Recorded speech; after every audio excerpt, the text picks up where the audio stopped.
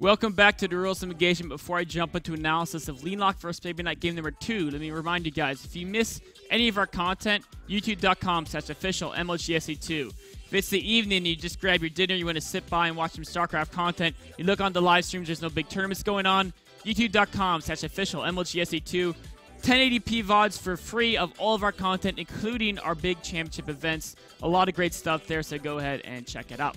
Of course, also, if you leave comments in the Rules of Engagement VODs, I answer those.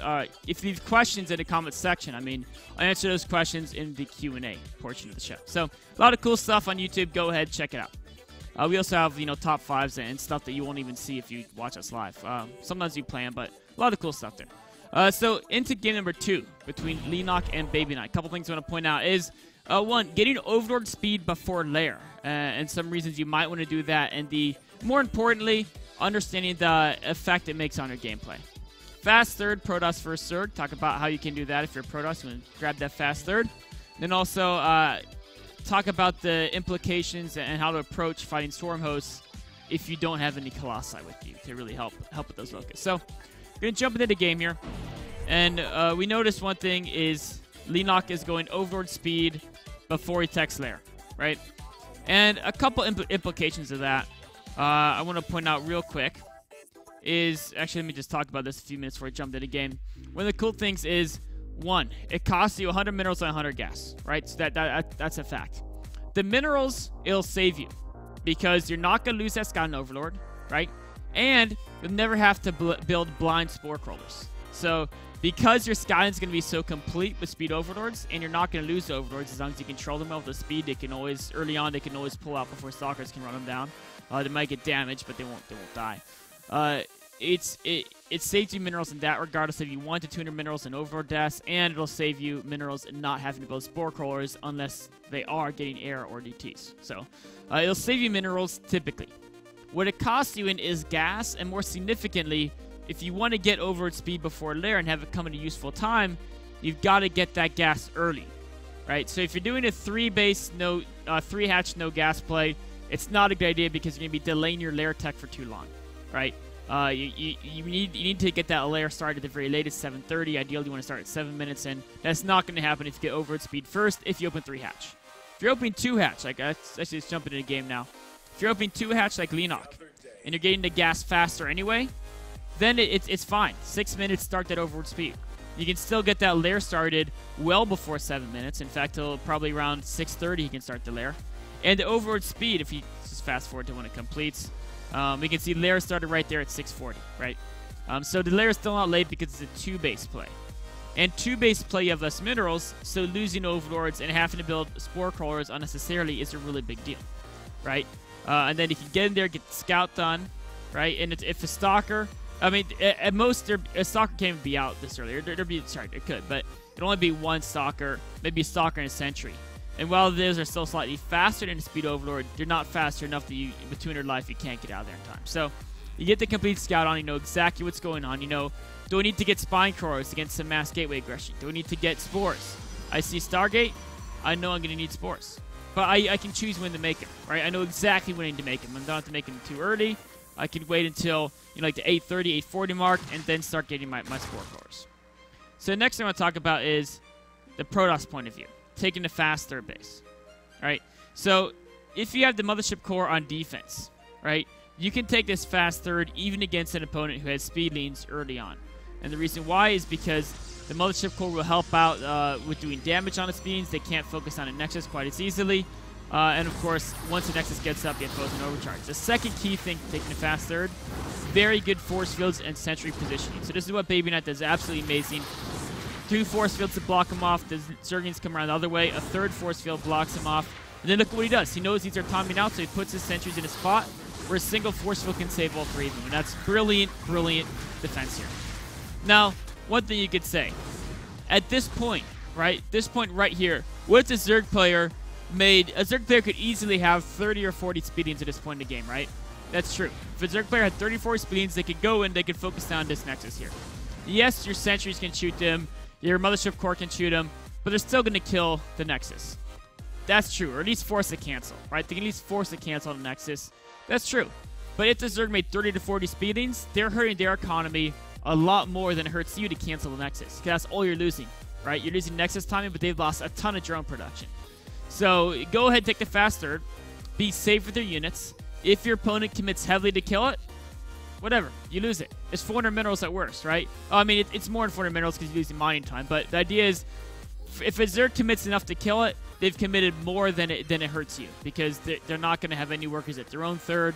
Their tech's going to be behind, etc. So fast third's always a great idea. You got to keep the Mothership Core on defense if you want to take the fast third. Now, as we go forward in this game, Leenock, of course, he 2-base tech. He's not going to be going roaches, because it's... If you ever get 2-base tech and then get roaches, you're going all in. Or you're making a mistake, because there's no reason to tech so fast unless you want to do a speed roach all in, or you wanted to get more cost-efficient units that you need to tech for, like Swarm Hosts, like Mutas, right? Those are the 2 units you tech for. You get a few Hydras in the meantime, especially if you know the open air. Yeah, sure. But you don't want to, you know, go crazy mass Hydras. You just want to get the more cost-efficient units. It's exactly what Leenock's doing. He's going for those Swarm Hosts right here. And, of course, getting the Enduring Locust upgrade as well. So, BabyKnight doesn't know this, right? BabyKnight, his vision is relatively in the dark, right? And this is where, ideally, maybe he'd be using Hallucination Scout. Sometimes it's scary because he doesn't know, okay, Leenock might be committing heavily to some Roach Hydra aggression. And I would need all the force fields I need. But, you know, he has enough. He could still use that hallucination to try to scout. It's always a tough choice. But the base idea is that when in doubt, as a Protoss player, always go Blink Stalkers, because they're decent versus everything. The question is, Leenock is a player who loves Mutas. Do you go to Storm to help with that? Or he showed Swarm Hosts in the last game. Do you go to Colossi? Well, that's where ideally you know what you're doing, but sometimes you don't, and you end up going Storm, right? I myself actually am in this position a lot, because I tend to favor Storm over Colossi in general, and sometimes I'll miss-scout and I'll be stuck with fighting Storm Hosts and no Colossi. So in that position, right, when you're in there, and right now he realizes it. He just scouted the Swarm Hosts. He's like, oh no, I'm fighting Swarm Hosts. I don't even have a robotics facility. That's not good. So that's a very tough spot. If he had Observers out, first of all, he's got to get it. Because if he had Observers out, one of the best ways to stop this is, you know, the Zerg's going to start sieging your third base, right? So let's actually talk about how that's going to happen. You know the Zerg's going to be basically right here and sieging your third base with Locusts down that way, right? So if you're a Protoss player, what's a great way to counter this? Well, if you don't have Colossi, it's very difficult to go straight up against the Locusts, right? You can burn all your Storms in them, then try to blink over and hope that you can kill them before another Locust wave comes out. But if they're good, they'll retreat the Storm Host as far as needed until the next Locust wave is ready. Then they'll send that out again, and you won't have many Storms left. So ideally what you do, if you have an Observer so you can spot the Storm Hosts, you position your army right here, right? And you put your Observer right here. And as soon as those Locusts start going down, you just come up over here and you backstab the Storm Host with Blink, right? And from this position, yes, your third's going to take a lot of damage. It might even die if your opponent is good to focus the Nexus, and Nexus will die. But it's worth it to lose the Nexus if you can kill all the Swarm Hosts, because then you have map control. At the very least, you can deny the Zerg's fourth. Even if they have mass spines and can somehow hold their 3, the very least you can deny their 4th, and you can retake your 3rd. You'll be ahead in map control for so long. You can transition to air. You can add in Colossi. You can do whatever you want. It's well worth losing one Nexus to knock out their whole army. So that's ideally what you do if you have an Observer. Unfortunately, he doesn't have an Observer, right? So he can't do that. So he just tries to go and defend and buy as much time as possible. And he can use a combination of force fields and storms to help deal with the Locusts without losing too many units. But the problem is you're still going to be losing units, right? Because you don't have quite the range of Colossi unless you have a ton of storms, and you can really nail them with storms. But you're going to run out of storms before they run out of Locusts. That's just the fact of the matter. You won't have enough to keep on doing it forever, because Templar regenerate their energy fairly slowly. And so you're going to keep slowly losing units until eventually you think you're strong to move out. And that's a tough situation. We'll see what happens there eventually. But I want to bring up to a different perspective. If you don't want to be stuck in this circumstance right here, where you have all these units lost, but you also don't have the Observer, so you can't do that backstab technique, what's another alternative? Well, the other alternative is right when you know, we're going to say the Zerg army is the same place, right? The Zerg army is right here, and it's sending Locusts down that way, right? So use the Protoss right when you know that this space is hard to defend. You can put your army out here, but because you don't have that observer, you can't go ahead and kill them when the locusts go the wrong direction. What do you have to do then? Well, what you have to do is you have to give up the third base. I mean, you can do, we'll see, BabyKnight plays a very good defense, and he tries to stall until he can deal with it, but another alternative is you let this base die, you take this base, and then you just counterattack up through here and play mobility, right? And so what then happens is a Zerg player will most likely, he'll see you doing this, right? He'll treat the Swarmos up here, and then they'll defend, and then they're going to go kill your base again, right? That's what he's going to do. So as soon as he starts backing up, you retake this base again, right? You just retake that bottom base, and you just play whack-a-mole. Yes, you're going to constantly lose bases, but if you can keep the probes alive, you can keep maybe picking off units as you blink around. Maybe you get some feedbacks on any supplemental units he has, like the Vipers, Queens, and Festers. Your Blink Stalkers might be a snipe off a Swarm Host here or there. Keep constantly cracking observers. Use War Prisms so you can attack over here and stuff as well.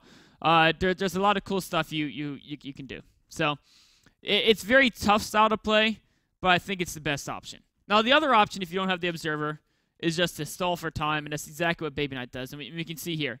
If you can stall for enough time, you can use the storms and forest fields to minimize your losses to locusts, and then you try to push out once you think you have enough stalkers.